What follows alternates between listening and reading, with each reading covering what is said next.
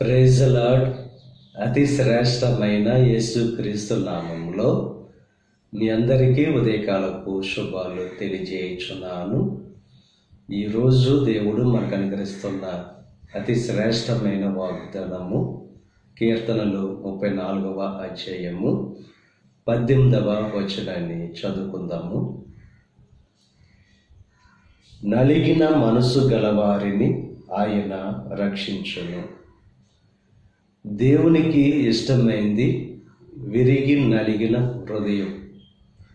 ఆ విరిగి నలిగిన హృదయం గలవారిని దేవుడు రక్షిస్తాడు, వారికి ఆసన్నుడుగా ఉంటాడు. ఆ నలిగిన మనసు దేవునికి ఇష్టమైన బలి.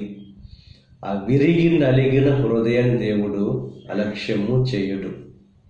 మనకి జీవితంలో ఆ విరిగి నలిగిన హృదయాన్ని, ఆ దీనత్వాన్ని ఎప్పుడైతే అలవాటు చేసుకుంటామో దేవుడు మన ప్రార్థన ఆలకిస్తాడు.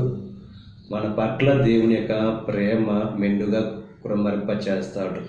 ఇక ఉదయకాల సమయంలో దేవుని ఎదుట విరిగి నలిగిన హృదయం కలిగిన వారుగా ఉంటూ ఆయనకు ప్రార్థన చేసుకుంటూ దేవునికి ఇష్టలుగా జీవిస్తూ దేవుని యొక్క కృపను పొందుకోవలసిందిగా ప్రభు పేరట మిమ్మల్ని కోరుచున్నాను. దేవుడు మిమ్మల్ని దీవించి ఆశీర్వదించి వర్ధిల్లింపచేయునుగాక.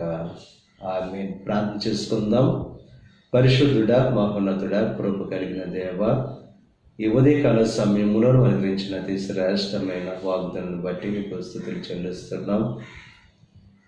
నలిగిన మనసు గలవారిని నువ్వు రక్షిస్తావు, విరిగిన హృదయం గలవారికి నువ్వు ఆసన్నుడిగా ఉంటావు కనుక దేవా, విరిగి నలిగిన హృదయం అనగా దీనత్వం కలిగిన వారుగా ఉంటూ నీ నుండి మేలు ఆశీర్వాదాలు పొందుకునే భాగ్యాన్ని ప్రతి ఒక్కరికి కలుగు చేయండి.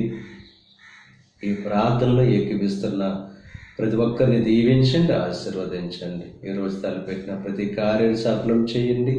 వారి రాకపోకల్లో నీకు సహాయం అనుగ్రహించండి.